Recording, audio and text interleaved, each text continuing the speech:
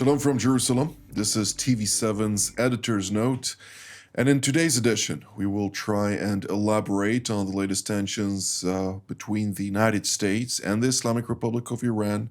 It seems like the vessels and the military hardware that the United States is sending to the Middle East is unceasing. The quantities currently here in the region are really what some may call an overkill in the event that such a decision is made by President Donald Trump to launch an attack against the Iranians. However, ultimately, these are mere tools. What are the goals? What are the objectives? What does a day after look like? And whether or not there is a certain disparity between what the objectives are to the tools currently in theater. Next to that, we will also discuss briefly the situation in the Gaza Strip, Syria, Lebanon, Yemen, maybe even Iraq.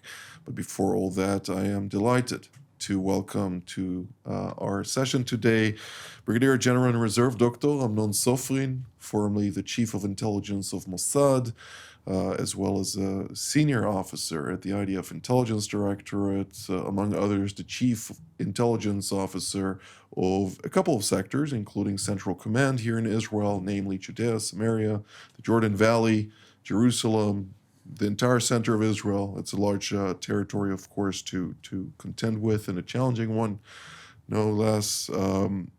It's a pleasure having you, sir. Thank you very much. It's a pleasure being here. Let's start with the conception right now, the challenges presented in front of us. On the one hand, we see the United States publishing a couple of weeks ago their national security strategy, a document that is very clear on the goals and aspirations of the United States when it comes to its modus operandi, how it's going to act in the next remaining period of the Trump administration. The core goal, obviously, is to deal with the Monroe Doctrine, the southern hemisphere of the United States, particularly the backyard, so to speak, and the strategic power competition with the Chinese, Indo-Pacific, Russia, what is being done in that context, and of course, within all of that, to rely more on allies and partners operating in less prioritized regions, and to pacify those regions to the best of their ability in order to be able to have that attention span to other regions in a way that would advance U.S. national security interests and strategy in the most effective way. What is currently, and correct me if I'm wrong, observed here in the region is that in order to reach a certain pacification, basically bringing everybody into a passive state, it is to reestablish with bandages, right? But to reestablish the paradigm of October 6th, rather than October 7th of 2023, when Hamas launched its attack and committed its atrocities against the southern communities of Israel, and to try and infuse or inject the region with prosperity prospects, which would then, as we hear various U.S. officials say, create the momentum to really assert long-term peace, or the trajectory to long-term peace. And, everybody are expected to rally around this objective and sing Kumbaya together. But Israel looks from the side and says, you know what, October 7th actually happened. And the consequences were heftily felt here in Israel. We cannot live with October 6th. And we are going to act in accordance with our national security interests, obviously, in areas where there is overlapping with the United States in most part, and say we need to deal with the root cause of the threats and challenges presented to us. And within that effort, ultimately bring about diplomatic resolutions that will realize that objective of prosperity and peace as the Trump administration is trying to promote as already having been achieved. Where is that disconnect right now between the two sides? Let me first of all refer to the what we call national strategy of the United States. for the first time in many years, I think that the Middle East is prioritized very low in the grade. Because first priority will be the Indo-Pacific area and what we call the challenges that, again, so the Chinese pose on this area, especially on South China Sea, and all the allies that the United States have there. Second, it's what we call an economical competition between those two countries, or two empires, in a way. And only then come the Middle East in a lower place in the grade.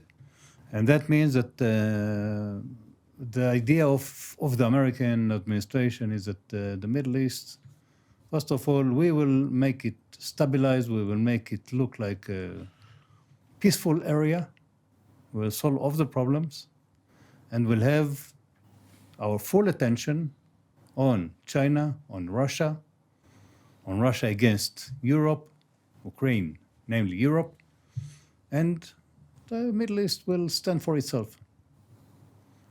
Now, for us, it's no good news, because first of all, we suffered what happened on October 7, and we can't remember what happened there. We can't go back to October 6. Now, if you look around, there are some what we call open arenas that still need to be paid attention. Let's begin with Lebanon. Hezbollah still has its own weapon systems, its own missiles, its own rockets, its own UAVs, its own anti-tank missiles. The fact that Hezbollah doesn't respond so far for the attacks that Israel is launching almost on a daily basis doesn't mean that Hezbollah doesn't have the ability. They prefer right now to focus on capacity building, on re-establishing themselves as what we call as a very powerful organization inside Lebanon, and to be considered as part of what we call defending Lebanon, meaning cooperating with the administration, with the new government and new president, of course, to save Lebanon or to defend Lebanon. But Israel is what we call right now, doesn't allow them to get to the same position as they were before October 7, 2023. They are still afraid of the consequences. They're afraid of the consequences first. Right. And Israel is on a daily basis attacking every infrastructure, every one of the activists that is connected to what we call actions against Israel or planning something against Israel. And this is an ongoing effort. And when I asked General Norkin, who used to be the Israeli Air Force commander, he said we can last this activity for ages. We don't have any limitations. It's only a matter of decision. And so far, the Americans don't stop us, and they allow us to keep on hitting in Lebanon, every place we choose and every target we choose. There are no limitations. Regarding Gaza, and we'll speak about Gaza, I believe, more broadly later on. In Gaza, we still have Hamas active. They reorganized themselves. They recruited people. They produce weapon systems. Some of them are being transferred through all this what we call humanitarian aid, hidden inside some of the trucks. They didn't come back to that capacity that used to have before October 7, but they are still there and they are alive and kicking and are controlling the whole area, which is not under the IDF control. That means about a little bit than 50% of the area of Gaza Strip is under their control. Now, the new government, so-called, the technocrats, that are aiming to come to control right now the civilian area of Gaza Strip, as part of President Trump's 20-point plans. Of course. They've been chosen in cooperation between Hamas and between the Israeli government. Each one of them authorized some of the people, and you won't be surprised that you find between these people who support Hamas. Hamas is not going anywhere. So it's a charade. It's a charade. They will allow this government to control the civilian side to some extent. They will take the money wherever they need and whenever they want. and will maintain their what we call their armed capabilities to some extent. Part of the plan that Mr. Trump has laid upon Gaza Strip of the 20 points plan is to rearm Hamas and to be able to control the whole area without any weapon systems. I don't see it is happening. Maybe they will give up some of them capabilities like what you call some rocket launchers or some of these what you call heavy weapon systems, but they will maintain their own rifles, their own anti-tank missiles, their own RPGs, and they will pose a risk to the IDF soldiers for the coming years as well. But Now we hear have earlier today the Israeli finance minister coming out and stating that Israel needs to establish a 2 months deadline for Hamas to disarm and to do so in collaboration with the Americans. Do you see that as a viable prerequisite to moving forward? First of all, I don't believe that will take 2 months. I believe that if you want really to rearm Hamas, it will take years. To disarm. To disarm, sorry. It will take years. It's not 2 months. 2 months will be for posing a deadline, for marking a line in the sand, saying this is your what you call deadline until here. I don't believe it's viable. I don't believe the Americans will cooperate with that because American has other interests. They want to stabilize the area. They think about building, rebuilding, reconstructing Gaza Strip, making it some excellent area. It will take years. It's not something that can be achieved in 2 months. So when you say 2 months, you actually say that we are aiming to go and hit you back. Now, I know that the IDF made plans to keep on fighting in Gaza if and when needed, if and when the government will give its order, but I don't see the Israeli government challenging President Trump against his plan. He says now Gaza is peaceful. Again, pacifying the area. Of course. But it's not. And I don't believe that he will give us the green light and say, okay, go ahead and hit everybody in Gaza and get whatever you need. I don't see it is happening. Okay? Now, going back to the northern front, we have the problem with Syria. Syria is not stabilized yet, even though the president, Ahmad al-Shara, is making a lot of efforts to overwhelm all the minorities and to integrate them into the armed forces, to be able to say that we have only one entity which possesses weapon systems, but it's only a declaration. Because the Kurds will pose its own weapon systems, the Alawite, the Druze in southern Syria, everybody will hold on to his weapon systems, and they may resist this government. So you don't see the recent announcement over the weekend, and today we do see the internal security services of Damascus entering Hasaka and Kamishli in the Al-Hasaka governorate of northeast Syria. You don't see the Kurds just rolling over and playing ball, so to speak, with the Damascus regime. You're seeing some type of asymmetric warfare emerging out of this scenario? Possible one. That means that part of them will be integrated within the armed forces of the Syrian regime. Part of them will remain outside the armed forces, will pose the weapon systems to be able to defend themselves if and when needed. So there is a potential for what we call another armed clashes inside Syria with some of the minorities. And that said, that Syria is not stabilized yet. You have terror organizations that try to take advantage of the situation and to act against Israel from the Golan Heights, and they are aware of that, and therefore we have what we call our forward deployment inside the Syrian territory to defend from that and not from the old borderline that was agreed upon in 1974. And therefore we have to stay there for another period of time, which I don't know to define how long will it take.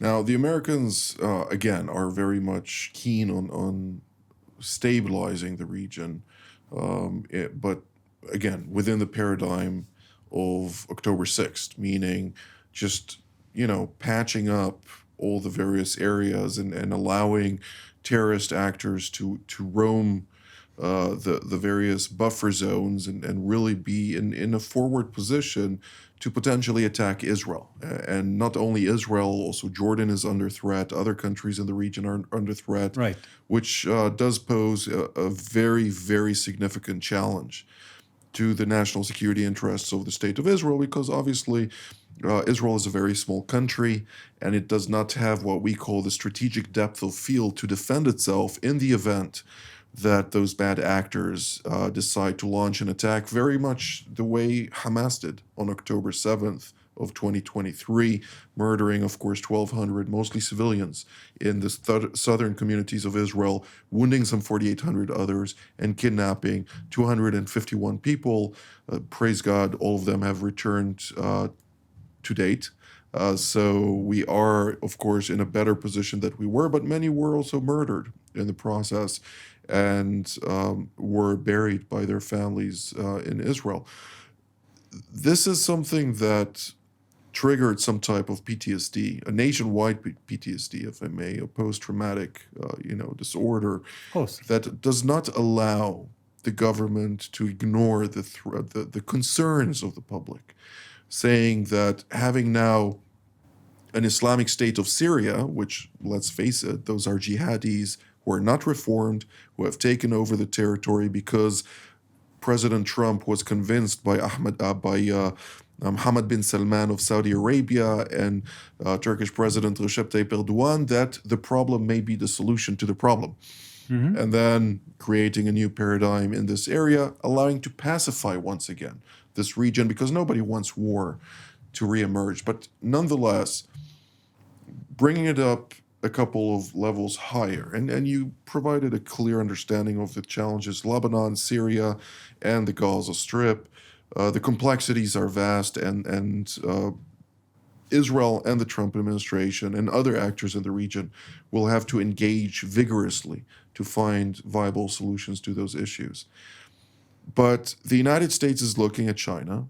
It's seeing its near-peer competitor maneuvering in all kind of ways, pretty much utilizing the convenience of corruption from its perspective to take over countries in Africa, in Asia, elsewhere, South America up until recently. The Road and the Belt Initiative. The Road and the Belt Initiative, the Port and the Sea Initiative, there are various angles to that. Right.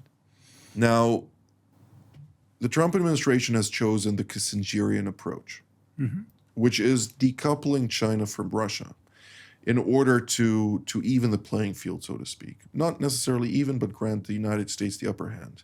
In order to bring about that, it needs also to deal with the third actors in the equation, namely, in this case, Iran. the Islamic Republic of Iran.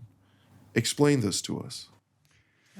The Islamic Republic of Iran, first of all, stands for itself as a threat to Israel for very many years.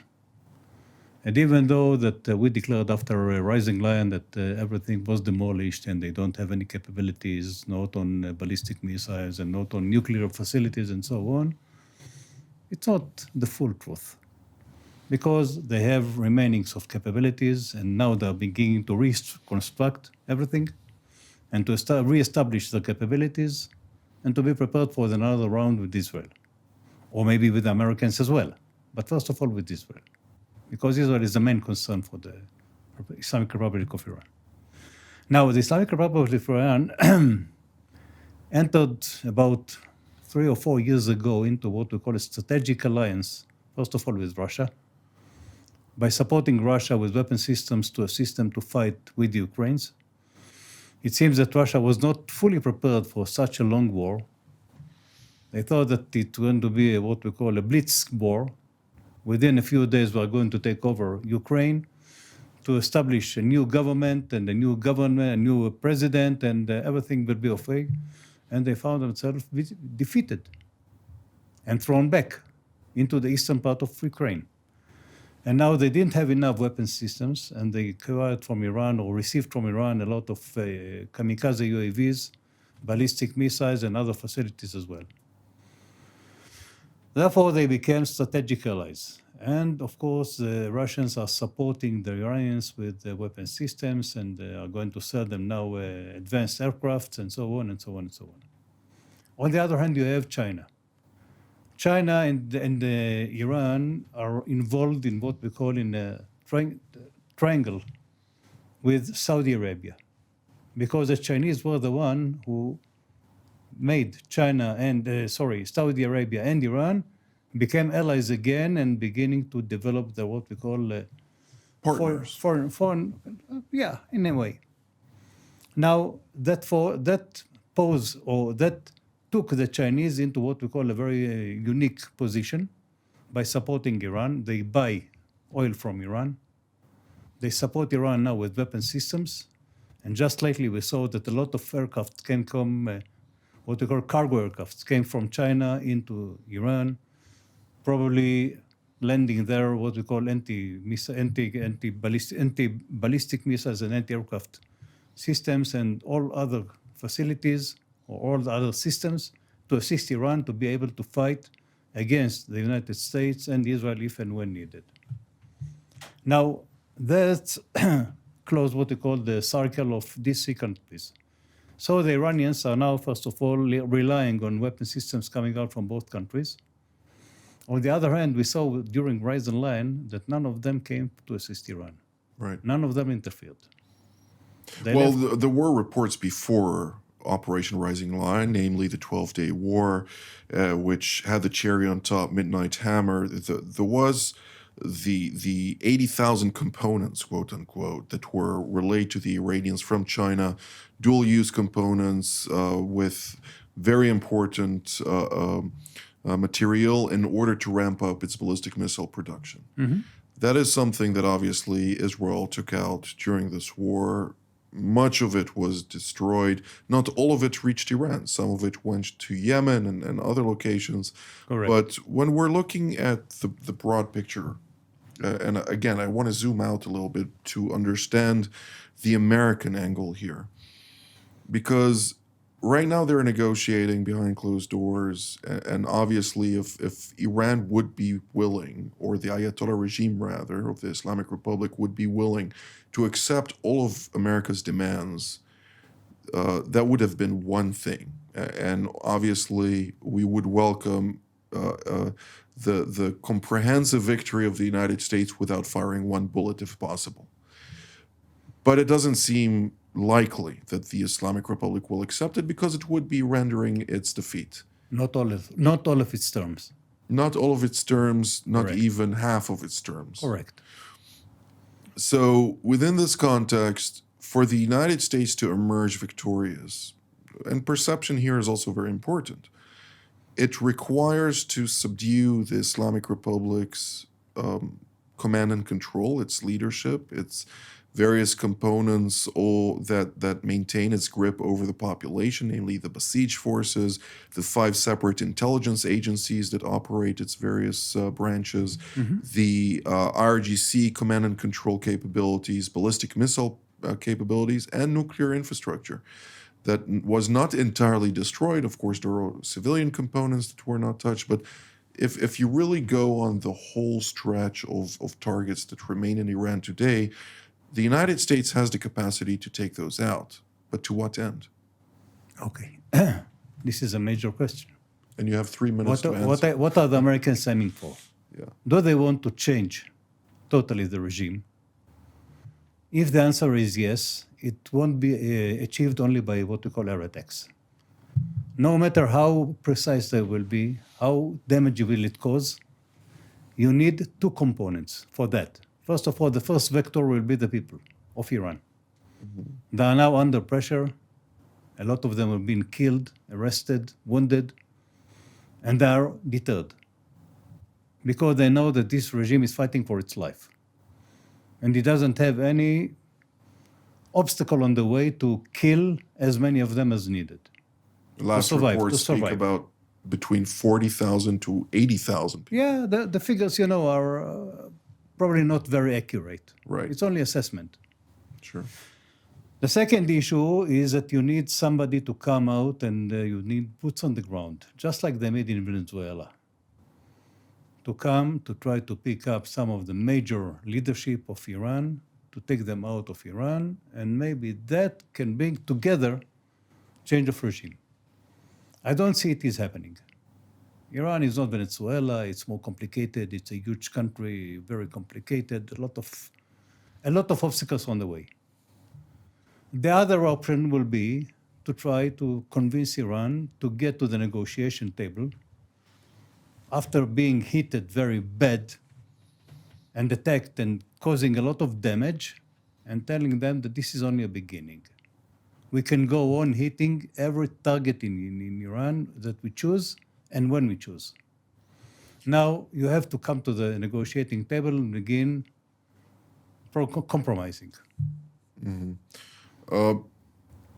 Let me ask you this, and we'll close with this because we don't have time left for everything that is happening naturally, but we're talking about a lot of firepower in the region. Mm-hmm.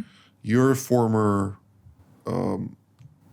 company, namely the Mossad, has been really excellent in every term in penetrating the Islamic Republic.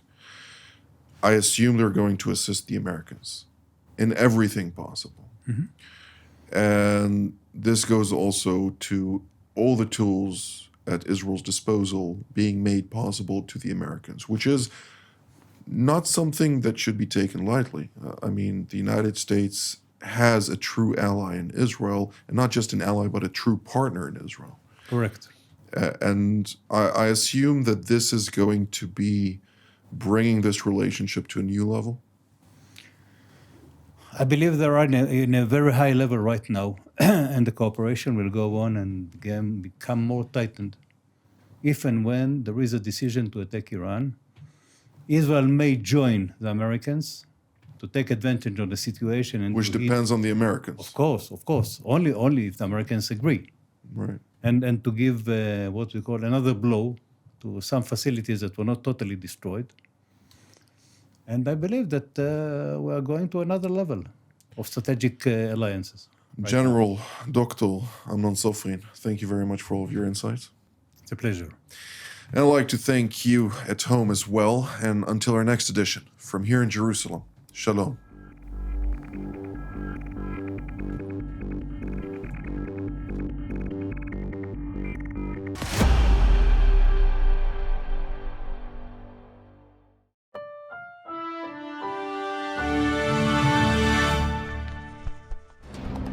For more of TV7's productions and editorials, we invite you to visit our website at TV7israelnews.com.